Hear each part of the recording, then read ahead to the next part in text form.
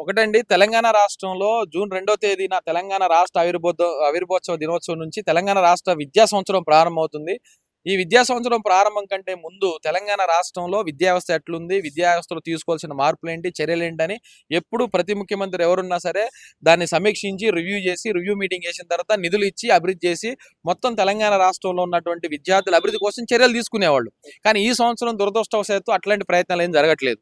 రెండోది తెలంగాణ రాష్ట్రంలో ఈ రోజు ఒక పెద్ద సమస్య ఉన్నది ఏంటంటే ఇంజనీరింగ్ ఫీజుల సమస్య. ఇంజనీరింగ్ కాలేజీల్లో ఎంసెట్ రిజల్ట్ వచ్చిన తర్వాత ఇప్పటి వరకు ఎంసెట్ రిజల్ట్ వచ్చిన నాటి నుంచి ఈ రోజు వరకు ఎప్పుడు సీట్లు భర్తీ చేస్తారో కూడా ఇంతవరకు షెడ్యూల్ ఇవ్వలేదు. ఎందుకు ఇవ్వలేదు ప్రభుత్వం?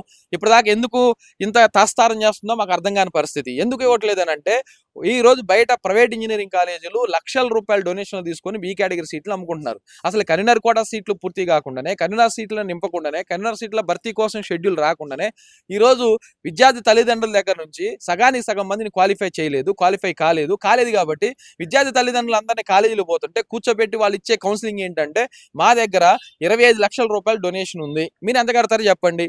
25 లక్షల రూపాయల డొనేషన్, 30 లక్షల రూపాయల డొనేషన్ బహిరంగంగా ప్రకటిస్తూ బి కేటగిరీ సీట్లకు బేరం పెడుతున్నారు. అందుకే ఇది ప్రభుత్వానికి తెలిసిన తర్వాత కూడా కనీసం ఏ ఒక్క అధికారి కూడా మాట్లాడలేదు. ఈరోజు ఉన్నత విద్యా మండలి చైర్మన్ బాలకృష్ణారెడ్డి గారికి తెలుసు ఎన్ని ఇంజనీరింగ్ కాలేజీలు ఎన్ని సౌకర్యాలు ఉన్నాయో, ఎన్ని లేవో, ఏ ఇంజనీరింగ్ కాలేజ్ ఎన్ని సీట్లు తీసుకుంటుందో, ఎన్ని అడుగుతుందో, ఎన్ని ఫీజులు నిర్ణయించారో వాళ్ళందరికీ తెలుసు. అయినా సరే ఈ రోజు వాళ్ళు చర్యలు తీసుకోరు. స్వయంగా ఈ రాష్ట్ర ముఖ్యమంత్రి గారు రేవంత్ రెడ్డి గారు ముఖ్యమంత్రి విద్యాశాఖ మంత్రి ఉన్న తర్వాత కూడా ఆయన విద్యాశాఖ మంత్రి ఉన్నటువంటి ఆయనకు కూడా తెలుసు ఏ కాలేజీలు ఫీజులు ఎందుకు అడుగుతున్నారు పెంచమని, బి కేటగిరీ సీట్లని ఏ రూపాయలు అమ్ముతున్నారు, బి కేటగిరీ సీట్లకి ఎన్ని రూపాయల డొనేషన్ తీసుకుంటున్నారు, సిఈసికి ఎంత, సిఎస్సికి ఎంత, ఈసీకి ఎంత, ట్రిపుల్ఈకి ఎంత అనే పేరుతో ఈరోజు లెక్కలేసుకొని కౌన్సిలింగ్లు నిర్వహిస్తూ తల్లిదండ్రుల దగ్గర ఓపెన్ మార్కెట్ లో ఈరోజు డొనేషన్ల కోసం అమ్ముడవుతున్న పరిస్థితి ఉన్నది. ఇంకో పక్క ప్రైవేట్ యూనివర్సిటీలలో ఈరోజు ప్రైవేట్ యూనివర్సిటీలు ఎక్కడ కూడా మాట్లాడే పరిస్థితి లేదు. ప్రైవేట్ యూనివర్సిటీలలో 3 లక్షల రూపాయల పైగా ఒక సంవత్సరానికి ఫీజులు దండుకున్న పరిస్థితి. ఇది కాక మళ్ళీ హాస్టల్ ఫీజు వేరే, ల్యాబ్ ఫీజు వేరే, అలాగే ప్లేస్మెంట్ ట్రైనింగ్ ఫీజు వేరే, కాష్ అండ్ డిపాజిట్లు వేరే, మొత్తం కూడా ఒక 40 నుంచి 50 లక్షల రూపాయలు ఒక పెద్ద కాలేజీలో చదవాలంటే 4 సంవత్సరాలకు అవుతున్నటువంటి ఫీజు. ఇప్పుడు గత ప్రభుత్వంలోనే ఇంకా దారుణంగా జరిగినాయి కదా! ఈ ప్రభుత్వంలో ఇంకా ఇప్పుడు నిన్న మొన్న వచ్చిన ప్రభుత్వానికి మీరు ఆ మార్పులు చేయాలి, ఈ మార్పులు చేయాలన్నట్టు పెద్ద ఎత్తున ప్రశ్నిస్తా ఉన్నారు.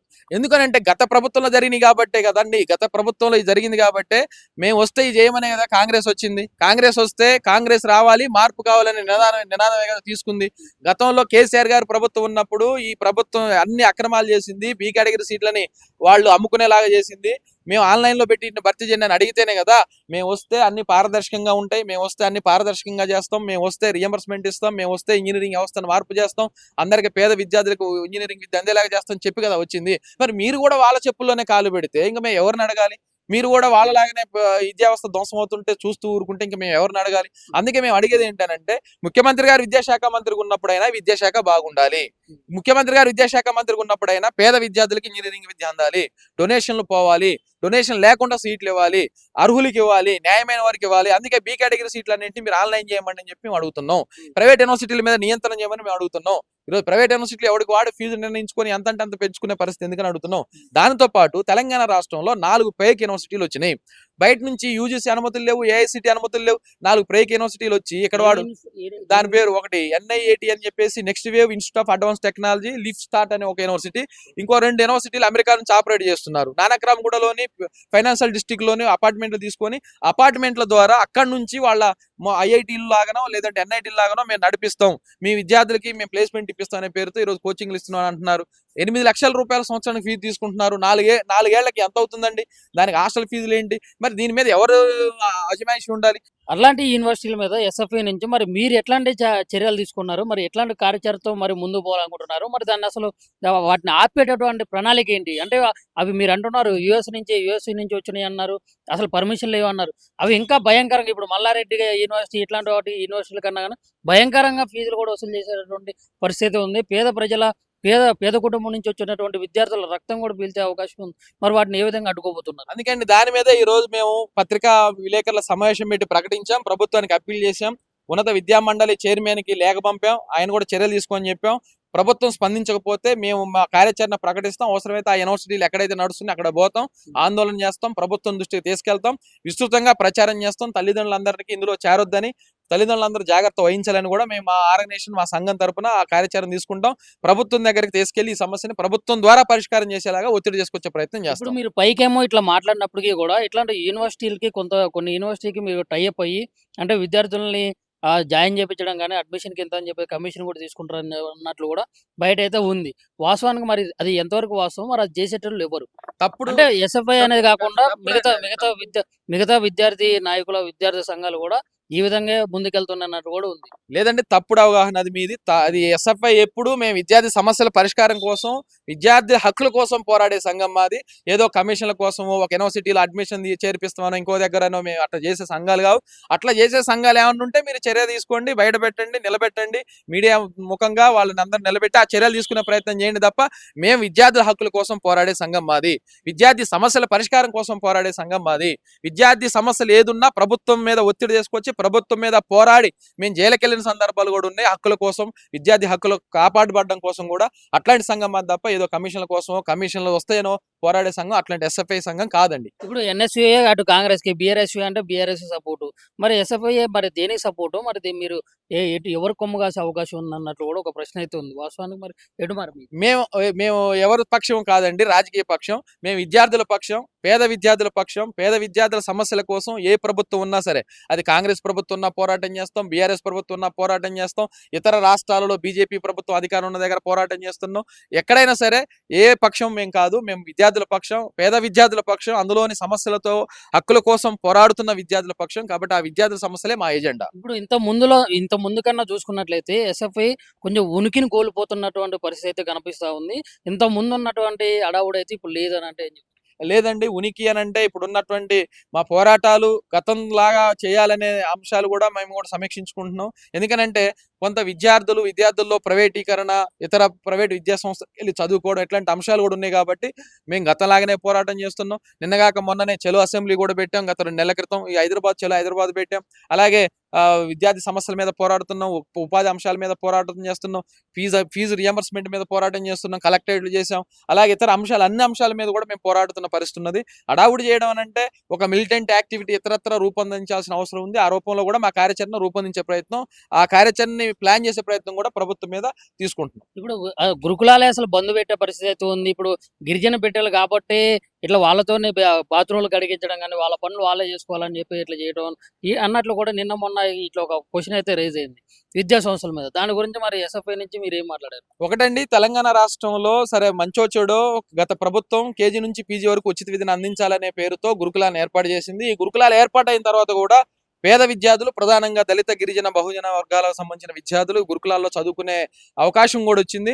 అట్లా బంద్ పెట్టే బంద్ పెట్టాలని ఇప్పుడు ప్రయత్నం జరుగుతుంది. ఇప్పుడు ఎందుకనంటే వాళ్ళ డిగ్నిటీ ఆఫ్ లేబర్ వేరు, అట్లనే చదువుకోవడం వేరండి. విద్యార్థులు అన్ని పనులు నేర్చుకోవాలి, తెలుసుకోవాలి అనడం వేరు. కానీ ఆ పేద విద్యార్థులు ఇన్ని సౌకర్యాలు వాళ్ళ ఇంట్లో ఉంటాయా, ఇన్ని సౌకర్యాలు లేక వాళ్ళకి ఇస్తారా, టేబుల్ మీద కూర్చుంటేనే ఫుడ్ వస్తుంది అనే పద్ధతిలో కార్యదర్శి మాట్లాడడం అనేది అత్యంత దుర్మార్గమైన విషయం. అది గురుకులాలని బంద్ పెట్టే ప్రయత్నం చేస్తున్నారు. ఈ కుట్రల్ని మానుకోవాలని చెప్తున్నాం, గురుకులాలను అభివృద్ధి చేయాలని చెప్తున్నాం, అద్దె భవనాలు నడుస్తున్న గురుకులాలకి నిధులు ఇవ్వాలని చెప్తున్నాం, సొంత భవనాలు నిర్మించాలని చెప్తున్నాం, క్వాలిటీ ఫుడ్ పెట్టాలని చెప్తున్నాం. ఎందుకంటే 48 మంది గతంలో ఎప్పుడు ఆ రాష్ట్ర చరిత్రలో లేని విధంగా 48 మంది విద్యార్థులు ఫుడ్ పాయిజన్ తో తెలంగాణ రాష్ట్రం వచ్చిన తర్వాత ప్రధానంగా గత 1 సంవత్సర కాలంలో చనిపోయారు.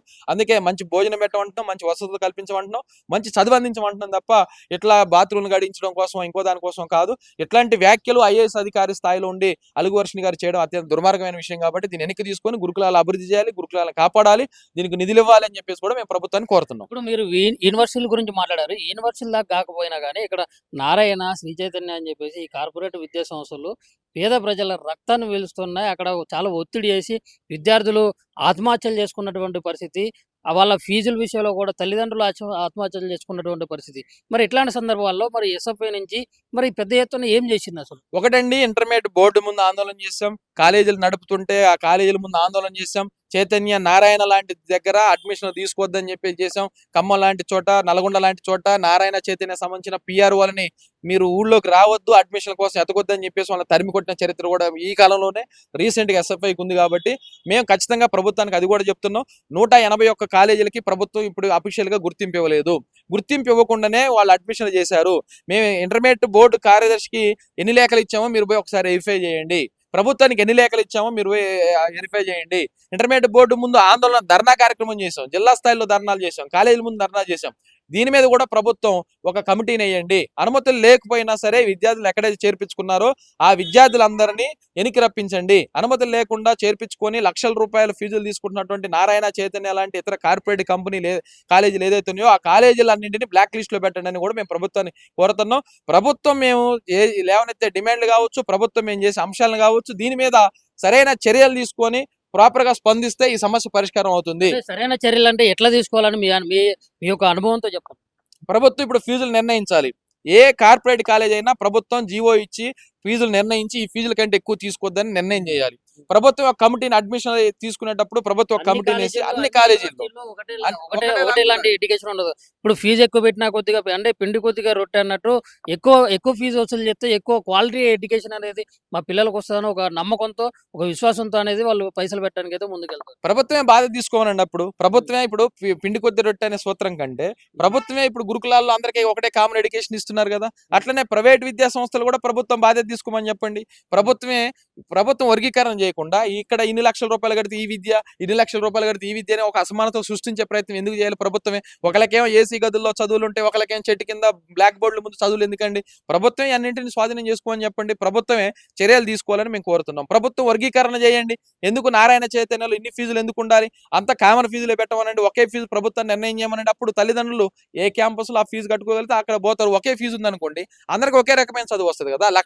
ఒకళ్ళకి ₹1,00,000 ఫీజు, ఒకళ్ళకి ₹30,000 ఫీజు ఉంటే అందరికీ కామన్ గా 30,000 చేశారు అనుకోండి, ₹30,000 చదువు వస్తుంది అందరికి. అందుకే ప్రభుత్వం దీని మీద ఒక ఫీజుల నియంత్రణ కోసం కమిటీ వేయాలి. ప్రభుత్వమే దీని మీద స్వయంగా ప్రభుత్వంలో ఉన్నటువంటి women's commission chairman Nerella Sharada గారు పోయి చూసి వచ్చారు కదా, కార్పొరేట్ చైతన్య నారాయణ ఎట్లున్నాయో. ఆమె కూడా పోరాటం చేశారు కదా. ఆమె పోరాటం చేసిన తర్వాత కూడా ప్రభుత్వంలో చలనం రాకపోతే, ప్రభుత్వం చర్యలు తీసుకోకపోతే ఆ అనుభవాలను బట్టి అయినా సరే ప్రభుత్వం వాళ్ళకి అనుమతులు ఇవ్వకుండా ఉండాలి కదా. ఆత్మహత్యలు చేసుకొని చచ్చిపోతున్నారు కదా. గత సంవత్సరం 14 మంది చైతన్య నారాయణ విద్యా సంస్థలు ఆత్మహత్య చేసుకొని చనిపోయారు కదా. ఎందుకు చనిపోతున్నారు? ర్యాంకుల కోసం, మార్కుల కోసం పిఆర్ఓలను పెట్టి, టార్గెట్లు పెట్టి మీరు ఈ క్యాంపస్లో చేర్పించాలని 100 మందిని తీసుకొచ్చి, 1000 మందిని తీసుకొచ్చి క్యాంపస్లో కుక్కి విద్యార్థులందరినీ నడుపుతుంటే ఎందుకు విజిట్ చేద్దండి ప్రభుత్వం? ఇంటర్మీడియట్ బోర్డు అధికారికి ఇంతకంటే ఏం పని ఉంది? ఇంటర్మీడియట్ బోర్డు అధికారి పోయి ఏ కాలేజీలో ఎందుకు అనుమతులు లేకపోయినా ఎందుకు తీసుకుంటున్నారు? అపార్ట్మెంట్ దగ్గర బోర్డులు ఉన్నాయా లేవా, అసలు పర్మిషన్ ఉందా లేదా, ఫైర్ ఇంజిన్ ఉందా లేదా, శానిటేషన్ ఉందా లేదా, ఇవన్నీ పరిశీలన చేయాల్సింది వాళ్ళే కదా. వాళ్ళు ఈ పనులు చేయకుండా వాళ్ళు ఏదో దేనికి ఆశపడి పర్మిషన్లు ఇచ్చి, అనుమతులు ఇచ్చి ఫీజులు పెంచడం వల్ల తెలంగాణ రాష్ట్రంలో పేద విద్యార్థులకి చదువు అందకుండా పోతుంది. విద్యారంగం మొత్తం కూడా ధ్వంసం అయిపోతుంది. కాబట్టి ఈ చర్యలు ప్రభుత్వం నుంచే సూటిగా ఉండాలనేది మేము కోరుతా ఉన్నాం.